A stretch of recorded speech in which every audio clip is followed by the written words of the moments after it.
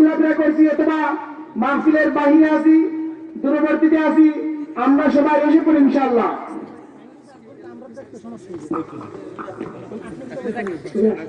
এরা আমাদেরকে এখন বলে আমরা নাকি আধা শিক্ষিত। কি শিক্ষিত কেন স্যার? তো আমরা নাকি খালি আখেরাতটা বুঝি, দুনিয়াটা বুঝি না। দুনিয়ার সব শিক্ষা তারাই পেয়েছে। তোরা যে কেমন শিক্ষা পাইছ, তোর বাপ চাচা দেখি জাফরুল্লাহ স্যার, সরি স্যার, আর এই যে মুরগি সুরা স্যার, ইয়ার কবি দুই জায়নাতুল্লাহ আব্বাসী সাহেবের সামনে বসা পায়জামা ঢিলয়ে গেছে, এরা বুঝছে হুজুরা কিছু বুঝে না, বুঝে এরা বুঝছে, বুঝছে কিনা? হুজুরা কিছু বুঝে না। আমরা তো আধা শিক্ষিত, আমরা আখেরাতের শিক্ষা শিক্ষিত, আমরা দুনিয়ার কিছু বুঝি না। আচ্ছা মাইনা নিলাম তর্কের খাতিরে আমরা দুনিয়ার কিছুই বুঝি না। যদি মাইনাও নি তাইলে আখেরাত আর দুনিয়ার তুই অর্ধেক মিলাইলি কেমন? আধা শিক্ষিত দাও। দুনিয়ার আখেরাতের সময় কি সমান নাকি? দুনিয়ার চাইতে আখেরাত কম না বেশি? একটু বেশি না অনেক বেশি? দুনিয়ার আখেরাতটা 4 ভাগ করেন, করার পরে আমরা 3 ভাগ তো অন্তত আখেরাতে দিতে হবে নাকি? তাহলে 1 কেজি 3 ভাগ যদি একদিকে হয় আর 1 ভাগ যদি এদিকে হয়, তাইলে কতটুকু থাকে? পোয়া। তোরা তো বড় পোয়া শিক্ষিত, আমাদেরকে তো আধা শিক্ষিত বলছ, তোরা তো পোয়া শিক্ষিত। যুক্তি বুঝেন না বলে যারা নিজেদেরকে দাবি করে তারা দুনিয়া শিক্ষিত, আমাদেরকে কয় আখেরাতে শিক্ষিত, এই জন্য আমরা আধা শিক্ষিত। তো আমরা আধা শিক্ষিত মানছি, তো আধা শিক্ষিত আখেরাতের কথা কস, কিন্তু আখেরাত তো অর্ধেক না, আখেরাত তো 4 ভাগে 3 ভাগ দিতে হবে। তাহলে তোরা হলি 1 ভাগ দুনিয়া, তাহলে দুনিয়া শিক্ষিত হইয়া তোরা আধা শিক্ষিত না, তোরা বরং পোয়া শিক্ষিত। যারা শিক্ষিত ভাইরা রাগ করেন না, আপনাদেরকে কষ্ট দেওয়ার উদ্দেশ্য না। আমার ভাই না কোন ভাই জেনারেল শিক্ষা শিক্ষিত, আমার চাচা তো ভাই, এরা জেনারেল শিক্ষিত, মাস্টার্স পাস অনেকেই আছে, তাহলে আপনাদেরকে কষ্ট দেওয়ার উদ্দেশ্য না। কিন্তু যে সমস্ত জ্ঞান পাপীরা, পরগাছাড়া, পাপিষ্ঠর দল, উলামায়ে কেরামকে তুচ্ছ তাচ্ছিল্য করে, ইগনোর করে, ইনসাল্ট করে, এদেরকে অপমান করার জন্য এই কথাগুলো বলেছি। আপনাদেরকে বলবো কেন? আপনারা তো জেনারেল শিক্ষিত ভাইরা আমাদের ভালোবাসেন, আপনারা আমাদের ভাই, আমরা আপনাদের ভাই, দূরত্ব নাই। সব এসপি, ওসি, ডিসি, পুলিশ সব খারাপ, সব খারাপ। আমি এমনও এসপি, ওসি দেখছি যারা কিনা 5 ওয়াক্ত নামাজ পড়ে, এমনও দেখছি পুলিশ তসবিহ হাতে থাকে। আমার বন্ধু, আমি যাত্রাবাড়ি মাদ্রাসায় পড়ি, ঢাকার মাহমুদুল হাসান সাহেবের হেফখানায়, আমার বন্ধুর আব্বা পুলিশ। হাই রে, অবাক করা, হেফখানায় থাকতে দেখছি। এই লোকটা কোনোদিন ইসরাফ ছাড়ে নাই, দাড়ি রাখে, টুপি রাখে, সব সময় প্যান্ট শার্ট পরলেও টাকনুর উপরে পড়ে, এত সুন্দর ইসলামী নিয়ম কানুন মানে ছেলেকে হাসখানায় ভর্তি করছে। এমন বাবা কি দেশে এসপিডিসির মধ্যে নাই? তাহলে সবাই খারাপ না, কিছু আছে এসপি তানবীরের দলের কুলাঙ্গার আছে না ভাই? তোমার এগুলোরও পূজা করতে হইব, মানতে হইব। এই থিওরি, এই থিসিস পাইছো কোথায়? আমরা মানবো না এদেরকে। আমি তো মাঝে মাঝে বয়ানে বলি, ট্রাকের পিছনে যেমন লিখে দেওয়া হয় না 100 হাত দূরে থাকুন, থেকে দেয় না? কিছু পুলিশ যেগুলো ইতর বেশি, এদের পাশার পিছনে লিখে দেওয়া দরকার, এদের থেকে 100 হাত দূরে থাকুন। আচ্ছা, আপনারা মজা করতেছেন, মনে করছেন যে হুজুর মনে হয় অযৌক্তিক কথা বলতেছে। আচ্ছা বলেন তো, এই দেশে বর্তমান অবস্থা কি? পুলিশ এক রাস্তা দিয়ে আসলে জনগণের রাস্তা দিয়ে দেখছেন, দেখলেই ভিন্ন রাস্তা, না জানি কোন বিপদে বলেন। এদেশে অনেক প্রমাণ পাওয়া গেছে, যুবক নামাজ পড়ে, টুপি রাখে, ভালো পথে চলে, নামাজ পড়ে, অথচ এই যুবক ছেলেটাকে তাদের দলের না হওয়ার কারণে পুলিশ আইসে আবার ঢুকায় ছেলেটার মামলা দিয়েছে। ফাইজলামি পাইছো দেশটা, ফাইজলামি পাইছো। মনে করছো আরে আমাদের তো কিছু বলেই না, সুপার পাওয়ার পাইছি। হয়তো পুলিশও তো বড় গুন্ডা। একজন নেতা বলছে, মনে নাই, হারিস আহমেদ নেতায় কয় কি, কয় আমগর, কয় আমনে কি মন্ত্রী হইবেন? কয় আমগর মন্ত্রী একই, আমরা মন্ত্রী করে না স্যার। চিন্তা করছেন, মন্ত্রী করে না স্যার। শুধু এটাই না, কয় কি আরে গুন্ডা লাগবে কেন আমাদের? পুলিশই তো আমাদের গুন্ডা, আর্মি, র্যাব সবই গুন্ডা। পুলিশ যার, আর্মি যার, হেরার তো ক্ষমতা। আল্লাহ তাআলা কয় বিচার, এদের বিচার হবে। আল্লাহ বলে বিচার হবে তোদের। যারা দেশটাকে দুর্নীতি কইরা, ঘুষ খায়া, সুদ খায়া দেশটাকে নিচে নিতেছিস, আল্লাহ সবগুলোরে ধরবে। এমপি নিক্সনরে ধরছে, এসপি তানভীরে ধরছে, তোদেরকেও আল্লাহ ধরবে। তানভীররে হাইকোর্টে, আপনারা জানেন কিনা, পড়ছেন কিনা পত্রিকায়, এসপি তানভীরকে হাইকোর্টে বিচারপতি স্পষ্ট বলছে, ও এসপি সাহেব সাহেব দেশটাকে পুলিশতান্ত্রিক দেশ বানাবেন না। এসপি সাহেব তো বলছে, শুধু এটাই বলে নাই, আরো বলছে এসপি সাহেব কে কোন দল করে, কে কোন মতাদর্শের, এটা দেখার দায়িত্ব আপনার না, আপনার দায়িত্ব হলো জনগণের সেবা করা। তাহলে আল্লাহ তাআলা বিচার কি দেখা দেয় না? এই জন্য আল্লাহকে ভয় করতে হবে। কাকে ভয় করতে হবে? জুড়ে বলেন। ক্ষমতার দাম্ভিকতা বেশি দিন টিকে না রে বেটা। কি বয়ান করবো, আগে তো এগুলো বলা দরকার। আয়াতের আলোচনায় যাওয়ার আগে এগুলো বলা দরকার। আজকে এত দাম্ভিকতা কোথায় নিয়ে যাবা? আমার মুখের কথা না, মাননীয় প্রধানমন্ত্রীর মুখের কথা। তিনি নিজে বলেছেন, না দেখলে দেখে নাও। মাননীয় প্রধানমন্ত্রী বলেন, কোথায় ছিল দল? আমি এখনো প্রশ্নটা খুঁজে পাই না, উত্তর খুঁজে পাই না এই প্রশ্নের। এত বড় সংগঠন, এত বড় দল, এত বড় নেতা কর্মী, অথচ আমার বাবার লাশ, আমার পিতার লাশ ধানমন্ডি 32 নম্বরে পড়েছিল। কেউ আসে না আমার বাবার লাশের পাশে। এত বড় দল, এত বড় নেতা, এত বড় কর্মী, এত এত কোথায় ছিল এরা? এ বঙ্গবন্ধুর অনেক আগে ইতিহাস বলার দরকার নেই। এই তো 1 বছর আগে, এই যে 1 মাস আগে ইতিহাস বলি। সৈয়দ আশরাফ সাহেব বর্তমান ক্ষমতাসীন দলের সাধারণ সম্পাদক ছিলেন। কিশোরগঞ্জের আমাদের পার্শ্ববর্তী এলাকার কৃতি সন্তান সৈয়দ আশরাফ সাহেব মারা গিয়েছেন 1 বছর। সৈয়দ আশরাফ সাহেবের কবরের পাশে ক্যামেরাম্যানরা, সাংবাদিকরা গিয়ে উপস্থিত। আওয়ামী লীগের বড় বড় নেতারা আসবে, বিবৃতি নিবে, পত্র পত্রিকায় ছাপাবে, এরপরে মিডিয়া কি বলে এনটিভি, আরটিভি, বিটিভি, চ্যানেল 9, 24, 71, প্রথম আলো, প্রথম অন্ধকার, সব পত্রিকাওয়ালারা গিয়ে বলেছে। আমি প্রথম অন্ধকার বলছি, হাসতেছিলাম। এগুলো কি বলবো আমরা? প্রথম আলু, এরা আলু ছড়ায়, অন্ধকার ছড়ায়। এরা দেশের মুসলমানদের এত ক্ষতি হচ্ছে, আলেমরা মার খাচ্ছে, মসজিদের মধ্যে হামলা হচ্ছে, এগুলো পত্রিকায় এনে না। কি বাতাবি লেবুর ভালোই চাষ হচ্ছে। আনুষটা তো এখন উলঙ্গ হয়ে গেছে। আরেকজন তো মহিলা, ওনার বাচ্চা হবে, এটা নিয়ে নিউজ করতেছে, পেটের ছবি দিয়ে। সাকিব আল হাসান পেটে সুমা গাইছে তার বউ। এগুলো যদি হয় প্রথম আলু, একদম প্রথম আলু হাস কেন্দ্র কিন্তু প্রথম অন্ধকার।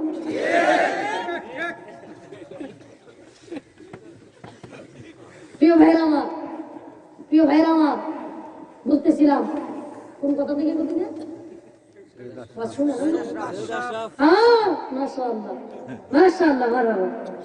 সৈয়দ আশরাফ সাহেবের কথা বলতেছিলাম।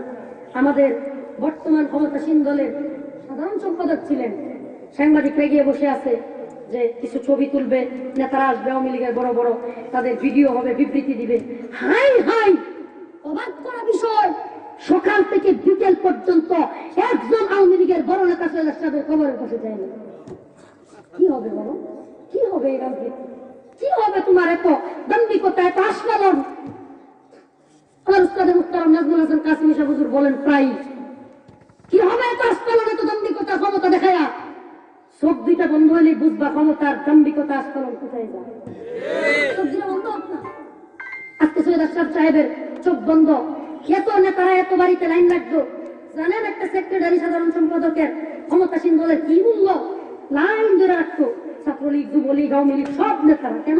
একটু পদ পাবে, টাকা পাবে, একটু লাইন করবে, লবিং করবে, এগুলোর জন্য। আজকে কবরের পাশে কোনো নেতা নেই। কি শিক্ষা অর্জন করতেছো জাতি?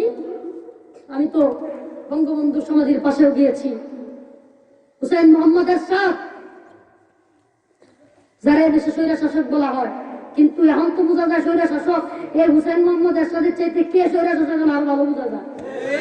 স্বৈরা শাসকের যত নীতি আছে সব নীতি ওভারক্রস কইরা, ওভারটেক কইরা এখন যেতেছে না, তবুও এখন আর কেউ কিছু কয় না। তার যদি সময় নির্বাচন হইলেও কেউ কিছু বলেন নাই। যাক, আপনারা যা মন চায় তা করেন, আপনারা যা মন চায় তা করেন। বাস্তব এত আমাদের এত চিন্তা ফিকির নেই, এত সমস্যা নেই আমাদের। তার যুদ্ধের সময় করেন, দুপুরে করেন, রাইট করেন, বিকালে করেন, আপনারা আপনার মতো করেন, কিন্তু সাবধান, মসজিদ, মাদ্রাসা, ইসলাম নিয়ে কোন ধরনের নীতি নির্ধারিত করেন। সাবধান, একদম সাবধান। যা মন চায় তা করেন, আপনাদের অঙ্গনে আপনারা যা মন চায় তা করেন, এত মাথা কামাই না আমরা। কিন্তু এদেশে ইসলাম যদি হেফাজত না থাকে, ইসলাম যদি মাহফুজ না থাকে, মসজিদ, মাদ্রাসা, মাহফিল যদি মাহফুজ না থাকে, তবে মনে রাখবেন আপনাদেরকে দেখবার মতো সময়, তোয়াক্কা করবার সময় আমাদের নেই।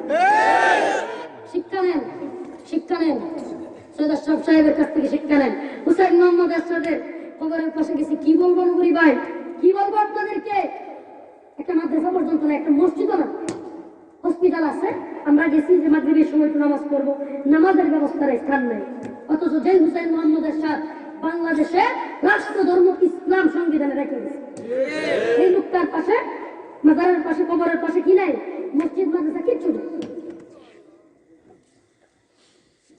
প্রিয় ভাইরা আমার, এ থেকে কি বোঝা যায়? নেতামি, সর্দারি, দাম্ভিকতা, আস্ফালন। আমাদের সমাজে এমন অসংখ্য লোকের আবির্ভাব আছে যারা কিনা 2-4-5টা ভাই আছে, 2-4-5টা ছেলে আছে, এলাকায় একটু টাকা পয়সা আছে, থানায় একটু লবিং আছে, এরা দেখা যায় বাজারে গেলে এমনি হয়। কি হয়েছে তো এত মাতালগিরি করস কে? এই বিশ্বনাথ এলাকায় এক কথায়, যার এক কথায় থর করে বিশ্বনাথ কাঁপতো, এক কথায় থমকে যাইতো বিশ্বনাথবাসী, সব কথা শুনতো যে মানুষগুলো, সেই মানুষগুলো আজকে জমিনে নাই। দেখোস না? আছে, সবাই জমিনে আছে। কত বড় বড় নেতা লিডার দুনিয়া থেকে চলে যাচ্ছে, তুমিও থাকবা না? থাকবেন?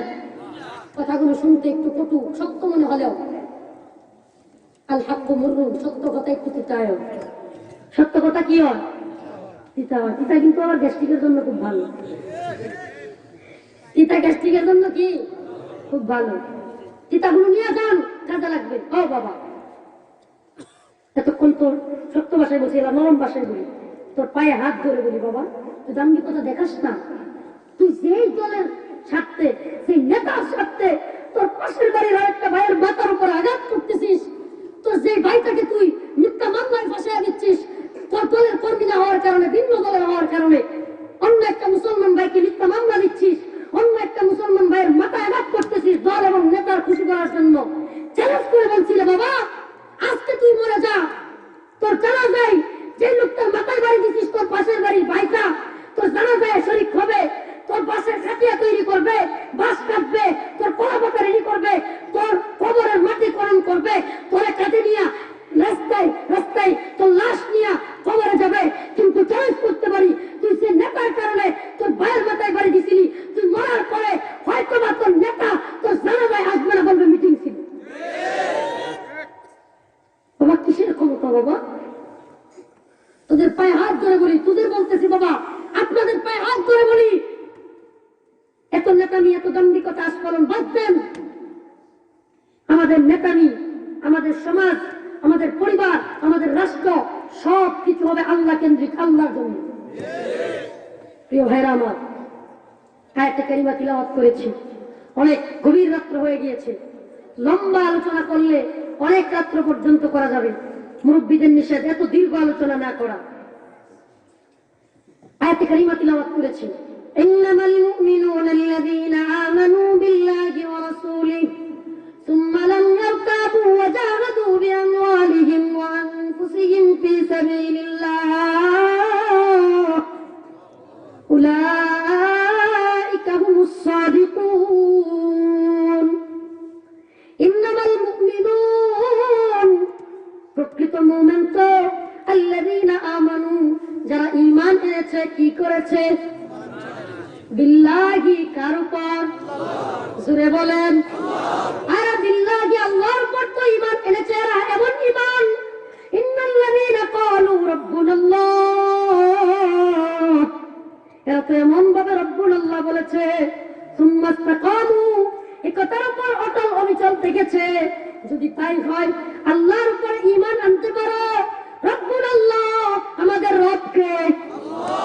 চিল্লায় বলো মালিককে, আর জোরে বলো মালিককে। সুম্মা ইসতাকামু, একতার উপর অটল অবিচল থাকতে পারো।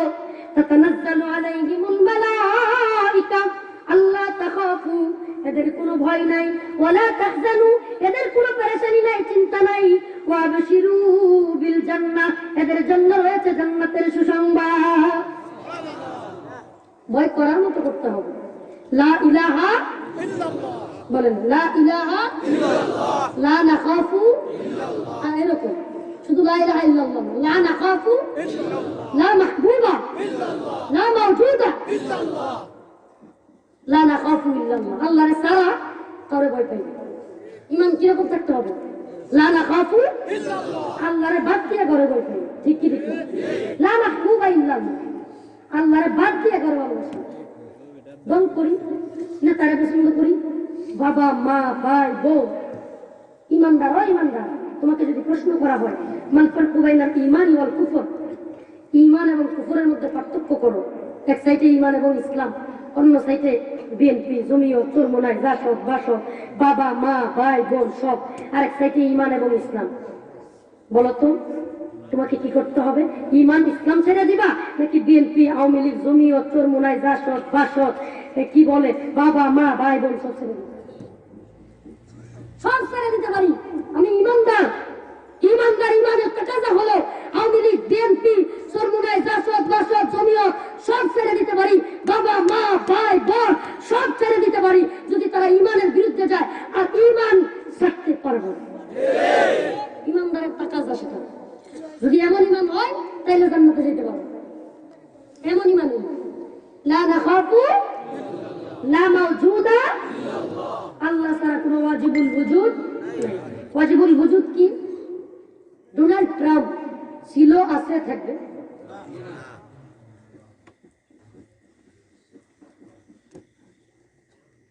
জো বাইডেন ছিল, আছে, থাকবে। নরেন্দ্র মোদী ছিল, আছে, থাকবে। বঙ্গবন্ধু ছিল, আছে, থাকবে। জিয়াউর রহমান ছিল, আছে, থাকবে। নমরুদ ছিল, আছে, থাকবে। ফিরাউন ছিল, আছে, থাকবে। তার মানে এমন পৃথিবীতে কোন শক্তি আছে যে ছিল, আছে, থাকবে? খালেদা জিয়া ছিল, আছে, থাকবে। শেখ হাসিনা তো ছিল, আছে, থাকবে। থাকবে? মুসলমান প্রশ্ন করতে চাই তোমাদেরকে, ইমানের তাকাজা তোমাদেরকে বুঝাইতে চাই। বলো তো আমাকে, সারা পৃথিবীর সমস্ত শক্তি একমত হয়ে গেছে, কি হয়ে গেছে?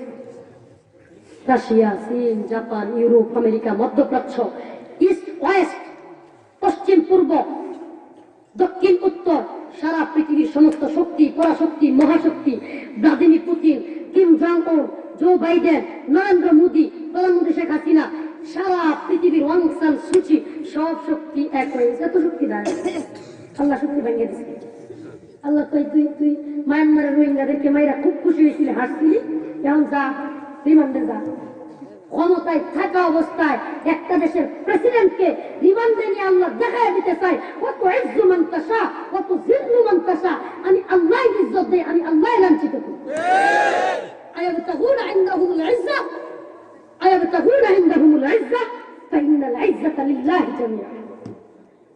ইজ্জত তালাশ করো নরেন্দ্র মোদীর কাছে, ম্যাক্রোর কাছে, ডোনাল্ড ট্রাম্পের কাছে, জো বাইডেনের কাছে, শেখ হাসিনার কাছে, বিএনপির কাছে, আওয়ামী লীগের কাছে, খালেদা জিয়ার কাছে না। আয়াবতাগুনা ইনদাহুমুল ইজ্জা, ফাইনাল ইজ্জাতা লিল্লাহি জামিআ। সমস্ত ইজ্জতের মালিক, সম্মানের মালিক কে? আল্লাহ। প্রশ্ন করতে মন চায় তোমাদের, উত্তর দিবেন বাবারা। পৃথিবীর সমস্ত পরাশক্তি, মহাশক্তি, Joe Biden, Narendra Modi, Donald Trump. Donald Trump ছিল, আছে, থাকবে। কিরকম দেখেন না? কি যে এডিটিং কইরা ডোনাল্ড ট্রাম্পে এক কি বলে ড্রাম নাকি এর মধ্যে বাসায় দিয়া সাইডে দিছে পানির মধ্যে, কই কি আমারও ছিল সব একদিন, আজ আমার নেই কিছু নেই, সব কিছু হয়ে গেছে বিরান মরু, কান্নার জলটুকু চোখে নেই, আমারও ছিল সব একদিন, আজ আমার নেই কিছু নেই। মানে ডোনাল্ড ট্রাম্প এক গ্রামের ভিতরে পানির মধ্যে বাসায় দিয়ে বুঝাইলো যে আজকে ডোনাল্ড ট্রাম্প ক্ষমতাচ্যুত হয়েছে, তার কিচ্ছু নেই। আজকে তার উপর মামলা হয়, অং সান সুচি রিমান্ডে যায়, তার মানে ক্ষমতার মালিক কে? চিল্লায় বলো কে? বিশ্বাস হয় না? ছোট্ট একটা যুক্তি দিয়ে তোমার প্রশ্ন করি, বারবার বলতে চাইছি, সমস্ত শক্তি, পরাশক্তি, মহাশক্তি এক হয়ে গেল। কি কি বিষয় এক হয়েছে? পৃথিবীতে আমরা একটা মানুষকে, কয়টা মানুষকে? পৃথিবীর সমস্ত পরাশক্তি, মহাশক্তি এক হয়েছে। রুলামিন নগরী বাইরে অসুস্থ হইতে দিব না, মরতেও দিব না। বলেন তো দেখি, এমন একটা মানুষকে Joe Biden, Narendra Modi, Donald Trump, Macron, আমাদের প্রধানমন্ত্রী শেখ হাসিনা, কিম জং উন, সব মিলাইয়া শক্তি, পরাশক্তি, মহাশক্তি একমত হয়েছে একটা মানুষকে তারা সুখে রাখবে, শান্তিতে রাখবে, অসুস্থ হইতে দিবে না, মরতেও দিবে না। বলেন তো পারবে? কথা বলে না মুসলমান, বুঝে আসে না? বুঝাইতে পারি না।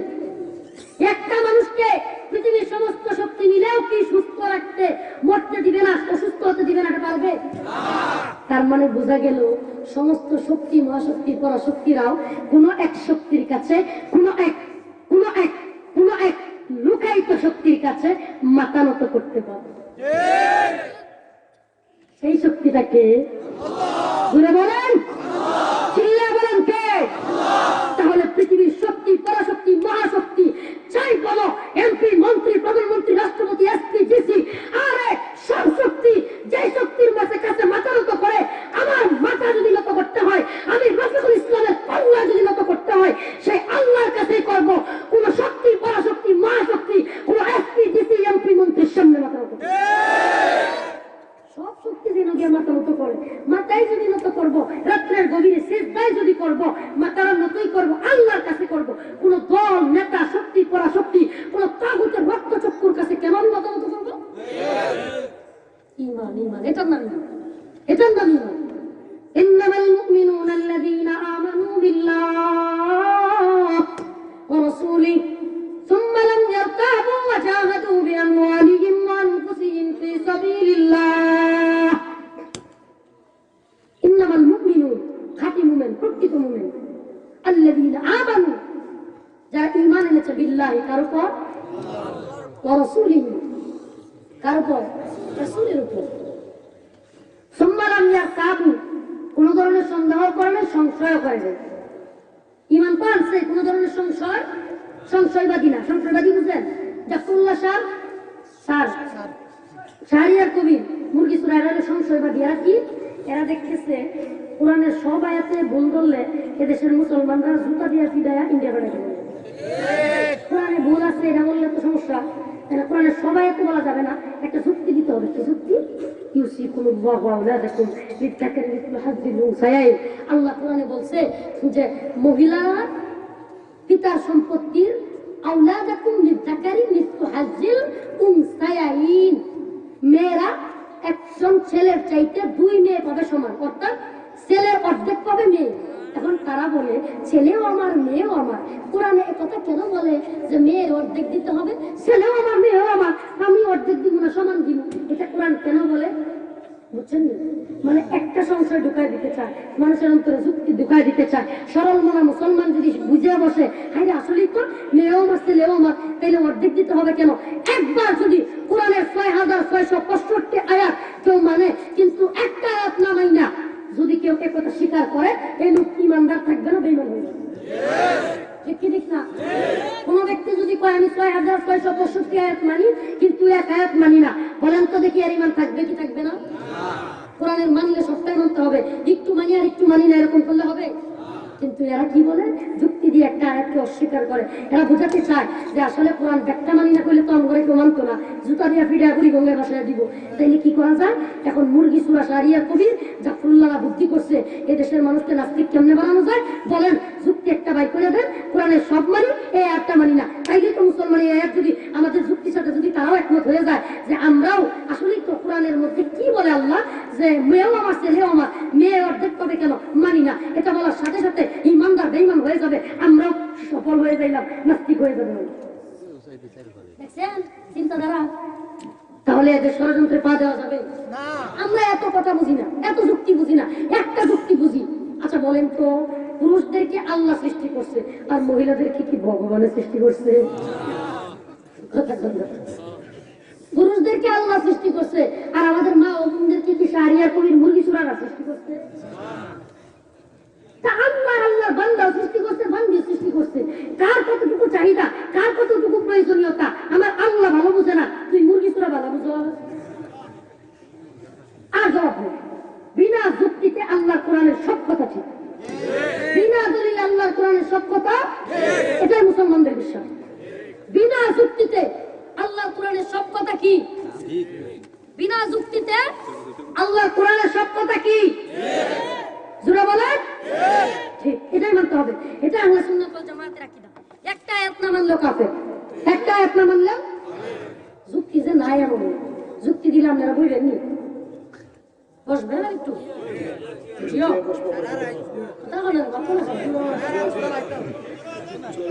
দুইটা 18 হয়ে গেছে, বেশি লম্বা করবো না, তবুও দু একটা যুক্তি দিই। আচ্ছা, আমাদের মা ও বোনের প্রতি দরদ আমাদের কি নাই? আমাদের মা ও বোন বেশি সম্পত্তি পাইলে, জাফরুল্লাহ সাহেব এনায়তুল্লাহ আব্বাসী সাহেবের সাথে তর্কের মধ্যে এক পর্যায়ে বইলাই বসছে, কয় মুহাম্মদ রাসূলুল্লাহ মনে হয় আল্লাহর কাছ থেকে নিজের মন মতো আয়াতগুলো বানায় নিয়েছে। বলছে না, বলে নাই?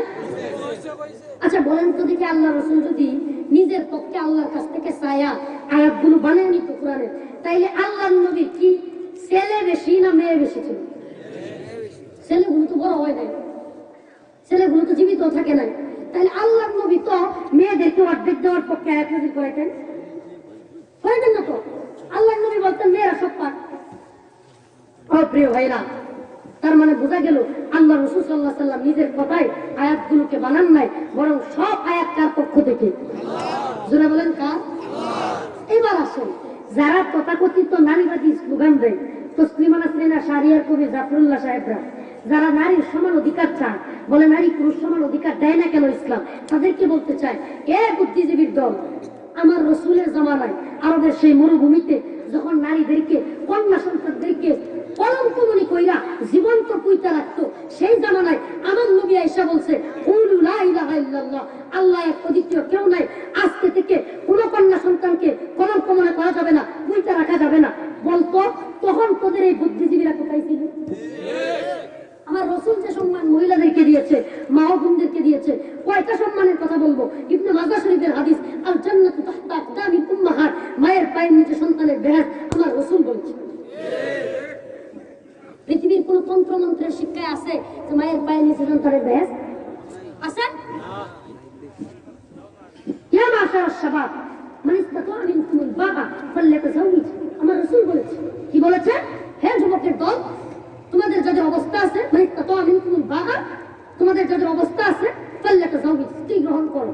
আমার রাসূল হাদিসের মধ্যে খুব সুন্দরভাবে বলেছেন, যদি তোমাদের এবিলিটি থাকে, যোগ্যতা থাকে স্ত্রী বরণ পোষণ করার, কথা বুঝেন কিন্তু, স্ত্রী বরণ পোষণ করার মতো যদি এবিলিটি থাকে, যোগ্যতা থাকে, তাইলে স্ত্রী গ্রহণ করো, তাইলে বিয়ে করো। তার মানে রাসূল শর্ত দিয়েছেন, বিবাহ করার আগে যোগ্যতা দেখতে হবে স্ত্রীর বরণ পোষণের। তার মানে বোঝা গেল স্বামীর উপর দায়িত্ব হলো স্ত্রী বরণ পোষণ করা। পুরুষ মানুষ যেই জমিটা বাপের পক্ষ থেকে পাইছে, বাপের জমি থেকে স্ত্রীরে বরণ পোষণের দায়িত্ব, সুনু পাউডার আলতা স্নু, আবার ঈদ আইলে দেখছো এবারে রাফা তো বিরাট বড় শাড়ি কিনছে, সুন্দর শাড়ি কিনে দেওয়া লাগবে, বিশাল বড় হার কিনছে, মালা কিনছে, বালা কিনে দেওয়া লাগবে। কে কিনে দেয়? কিনে দিতে হবে। কে কিনে দেয়? স্বামী কিনে দেয়। স্বামীর কাছ থেকে গহনা, বরণ পোষণের দায়িত্ব সবকিছু আল্লাহ রাসূল কোরআনের মধ্যে আল্লাহ দিয়েছে। অথচ একটা আয়াত, একটা হাদিস দেখাতে পারবা না। মেয়েদেরকে অর্ধেক দেওয়া হয়েছে ঠিক, কিন্তু তাদের যে অর্ধেক সম্পত্তি, এর বিরুদ্ধে একটা হাদিস, একটা কোরআনের আয়াত দেখাতে পারবা না যে আয়াতে, যে হাদিসের মধ্যে আসছে যে মহিলাদেরও স্বামীর বরণ পোষণ, সন্তানের বরণ পোষণের জন্য মহিলাদের পিতার সম্পত্তি খরচ করতে হবে। একটা আয়াত আছে। তাহলে কি বোঝা যায়? স্বামীর সম্পত্তি খরচ হবে, স্বামীর স্ত্রীর বরণ পোষণ, মেয়ে ছেলের বরণ পোষণ সবকিছু স্বামী করবে। মার বরণ পোষণ, ছোট ভাই বোন থাকলে তার বরণ পোষণ সব কে করবে? তার মানে স্বামীর যে সম্পত্তি 2 ভাগ পাইছে ঠিকই, সব খরচ হবে, কিন্তু স্ত্রীরটা খরচ নাই। কোরআন হাদিসে খরচের কথা বলে নাই।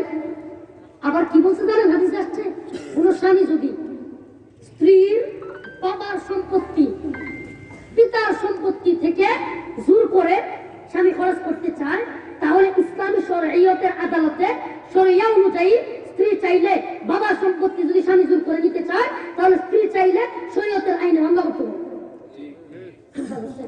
তার মানে আমাদের মা ও বোনেরা অর্ধেক পায় ঠিকই, কিন্তু তারটা সবটা মাহফুজ থাকে, হেফাজত থাকে, কোনো খরচ নেই। শুধু কি তাই? বিয়ার পরে ইসলামী শরিয়া বলে স্বামীর পক্ষ থেকে ধুয়ে নিতে। বলেন তো যুক্তি কি বলে? কোরআন হাদিস বা একটু সাইডে রাখেন, কোরআন হাদিস আল্লাহ মাফ করো, বাদ তো দেওয়া যাবে না, কিন্তু একটু সাইডে রাখেন তর্কের খাতিরে, যুক্তির খাতিরে বলেন। যখন নারীদেরকে কলঙ্ক মনে করে জীবন্ত পুঁতে রাখা হইতো, সেই জামানায় আমার রাসূল এই আহ্বান করেছেন, নারীদেরকে কলঙ্ক মনে করা যাবে না, পুঁতে রাখা যাবে না। আমার রাসূল বলেছেন, আল জান্নাতু তাহতা আকদামিল উম্মাহাত, মায়ের পায়ের নিচে সন্তানদের বেহেশত। আমার আল্লাহ বলেছেন, ইউসিকুমুল্লাহু আওলাদাকুম লিযাকারি মিসলু হাজ্জিল উনসায়াইন, মেয়েরা ছেলেদের অর্ধেক পাবে, মেয়েরা পাবে। তার মানে আল্লাহ কোরআনে মেয়েদের অধিকার দিয়েছে। এর দ্বারা কি প্রমাণ হয় না? আল্লাহ কোরআনেও বলতেছে নারীদেরকে জীবন্ত পুঁতে রাখা যাবে না, কলঙ্ক মনে করা যাবে না। ইসলাম নারীদেরকে যে সম্মান দিয়েছে, চ্যালেঞ্জ করে বলতে পারি পৃথিবীর কোন তন্ত্র মন্ত্রের শিক্ষা আমাদের মা বোনদেরকে ইসলাম যে পরিমাণ অধিকার দিয়েছে পৃথিবীর কোন তন্ত্র মন্ত্র দিতে পারে না। আমার পাশে থাকতে তো ঝামেলা। আমি কিছুদিন যাবত একটা উদাহরণ দিতে গিয়া কথাটা বলি, কষ্ট নিবেন হুজুর, একটা উদাহরণ দিই।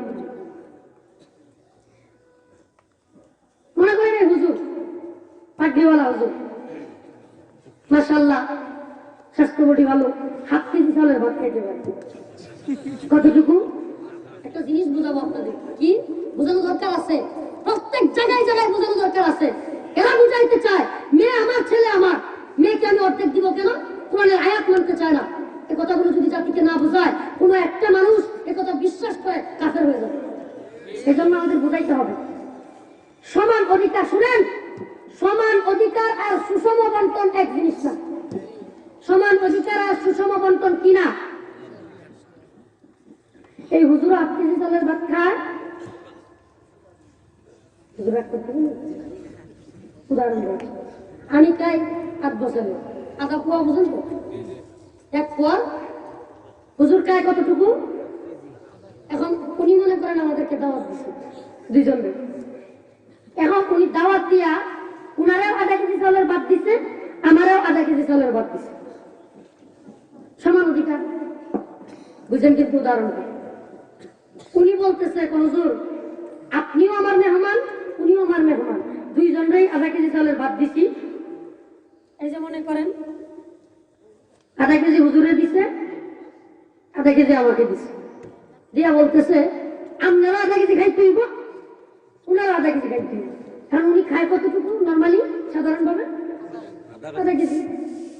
উনি তো মাশাআল্লাহ 1/2 কেজি চালের ভাত খাইয়া, গুস্ত পোলাও দিয়া সুন্দর করে খাইয়া, পেট টাইট কইরা উনারা কইতেছে ধন্যবাদ, আপনি আমার দাওয়াত দিচ্ছেন, মাশাআল্লাহ খাইলাম, ভালোই। আমি তো 8 খাওয়ার পর খাইতে পারি না।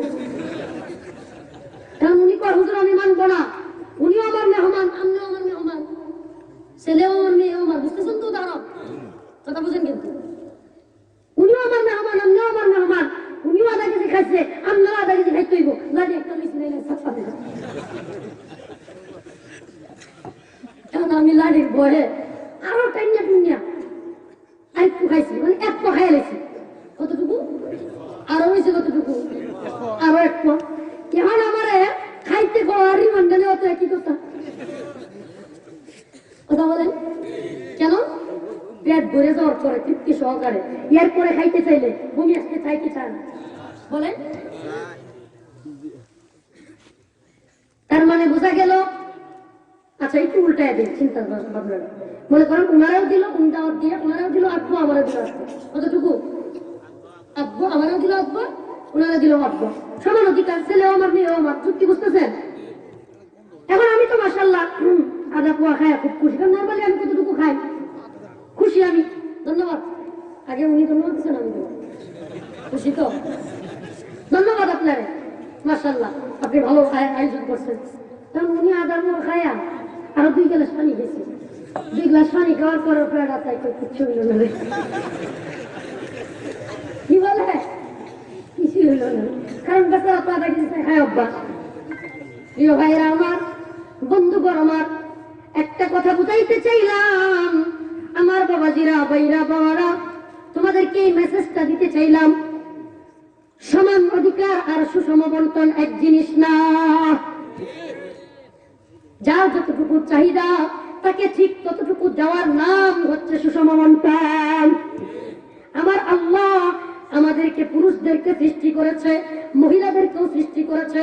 আল্লাহ বান্দা বান্দি কার কতটুকু প্রয়োজন আমার মাওলা ভালো জানে। সেজন্য আমার মাওলা কোরআন দ্বারা হাদিস দ্বারা সুষম বন্টন করেছে, সমান অধিকার দেয় নাই, তার মানে আমার আল্লাহ কারো উপর জুলুম করেছে? না না, জুলুম করে নাই, বরং আমার আল্লাহ সমান অধিকার না দিয়া সুষম বন্টন করে বুঝাইতে চাইছে সমান অধিকার আর সুষম বন্টন এক জিনিস না। যার যতটুকু প্রয়োজন করে ততটুকু দেওয়া হোক। আল্লাহ তাআলা আমাদের সকলকে ইসলামের পথে, দ্বীনের পথে সহিহ মানহাজে চলে, আল্লাহ রাসূলের মতাদর্শে চলে, ঈমান এবং আকীদা সুরক্ষিত রেখে কবরে যাওয়ার তৌফিক দান করুন। আমিন। আর যারা বলে না আমিন। আমিন। ভুলভ্রান্তি হলে ছোট ভাই মনে করে, ছেলে মনে করে, বাবা মনে করে ক্ষমার দৃষ্টিতে দেখবেন, ক্ষমা সুন্দর দৃষ্টিতে দেখবেন। আল্লাহ তাআলা আমাদের সকলকে দ্বীনের সহিহ বুঝ দান করুন। আমিন। বাড়তেছি না, অনেক দূর থেকে আসছি, খারাপ লাগতেছে, দোয়া চাই।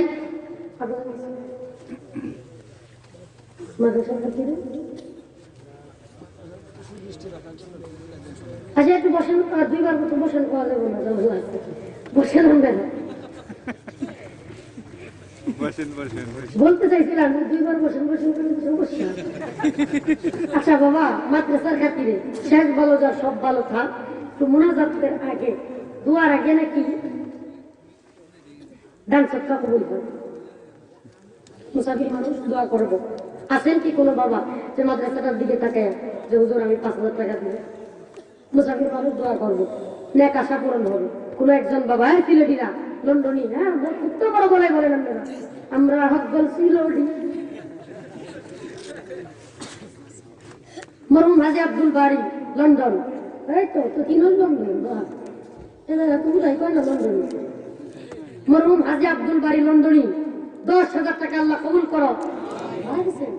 আল্লাহ আল্লাহ ওনার কবরকে জান্নাতের বাগান বানায় দাও, হাজী বানাও, ওনার বংশে গাজী বানাও, হাফেজ আলেম দিয়া ভরপুর করে আল্লাহ তুমি আল্লাহ কবুল করে নাও। আব্দুল কাদির লন্ডনী, আব্দুল কাদির লন্ডনী তিনিও 10,000 আল্লাহ কবুল করো। নাজমা বেগম লন্ডনী 5,000 আল্লাহ কবুল করো। আব্দুল গফফার ভাই 1,000 আল্লাহ কবুল করো। চিল্লায় বলেন আমিন। আর কেউ কেউ আছেন 2,000 3,000 5,000 1,000 1,000 দিতে পারে। একদিন বাড়ি থেকে আমার গিয়েছিল 1,000 টাকা বাজার দিতে মনে করেন, একদিন আমার আমরা 1,000। ফখরুল ভাই কোথায়? মাশাআল্লাহ, ফখরুল ভাই 1,000 আল্লাহ কবুল করো। চিল্লায় বলেন আমিন। আর কে কে আছে? অনেক রাত রয়ে গেছে, শেষ রজনী প্রায়, মুনাজাত কবুল হয়। কে কে আছে? 1,000 কয়জন হয়েছে? 1 2 3 4 5 6। মাশাআল্লাহ, আব্দুল খালিক, আল্লাহ খালেকের বান্দা 1,000 আল্লাহ কবুল করে। চিল্লায় বলেন আমিন। আল্লাহ বংশের সমস্ত মুর্দাগণকে জান্নাতুল ফিরদাউসের বাসিন্দা হিসেবে লিস্টিতে নাম নিয়ে নাও। জোরে বলেন আমিন।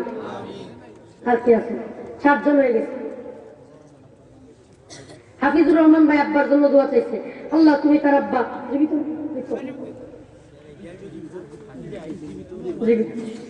আল্লাহ অসুস্থ না খায়াত দাও, সুস্থতা দান করো। 8 জন হয়ে গেছে। আর কি কি আছেন বলেন? 500 দিলে হবে, 1,000 দিলে হবে। নাম লেখান। এতগুলো মানুষ। মাদ্রাসা হলো জান্নাত, জান্নাতের বাগান। মাদ্রাসা হাই বাগে জান্নাত, বাগে জান্নাত হলো মাদ্রাসা, হলো জান্নাতের বাগান।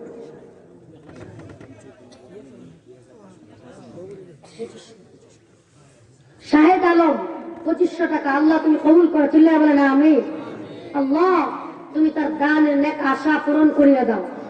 আল্লাহ বংশের ভিতরে যারা মুর্দা আছে সমস্ত মুর্দারদেরকে জান্নাতুল ফিরদাউসের লিস্টিতে তুমি নাম লিখে দাও। ঠিক আছে? 5,000 বলেন 9 জন হয়ে গেছে। 10 নম্বর আছেন তো? আচ্ছা, মাদ্রাসার ছাত্র ভাইরা একটু রুমাল নিয়ে যান, যান। 50 টাকা 100 টাকা যে যেমন পারেন দেন, রুমাল নিয়ে যান। ঠিক আছে? এই সব এদিকে যাও না, এদিকেও কিছু যাও।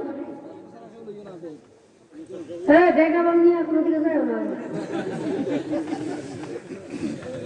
হ্যাঁ সব এদিকে যেতেছে, বললাম এদিকেও যাও দুইজন, এদিকে যাও এদিকে যাও, এদিকে নাই না আমাদের দ্বারা হয়ে যায়। আল্লাহ আমরা তো আল্লাহ কি নফস দিলাম আল্লাহ, আল্লাহ আমাদের তো গুনাহ করতে ভালো লাগে, আল্লাহ তুমি তো মাফ করতে পছন্দ করো আল্লাহ। আল্লাহ আমাদের গুনাহের দিকে না তাকাইয়া তোমার রহমতের দিকে তাকাইয়া, তুমি তো রহিম, তুমি রহমান, তুমি গফুর, তুমি গফফার, আল্লাহ তোমার নামগুলোর, আল্লাহ তোমার সিফাতি নামগুলোর দিকে তাকাইয়া তুমি আমাদের মাফ করিয়া দাও আল্লাহ। দুনিয়ার ভিক্ষুকরা তো এই দরজায় যায়, ভিক্ষা না পাইলে আরেক দরজায় যায়, আরেক দরজায় না পাইলে আরেক দরজায় যায়, এভাবে দরজা পাল্টাইতে পাল্টাইতে কোনো না কোনো দরজায় গিয়া ভিক্ষা পায়।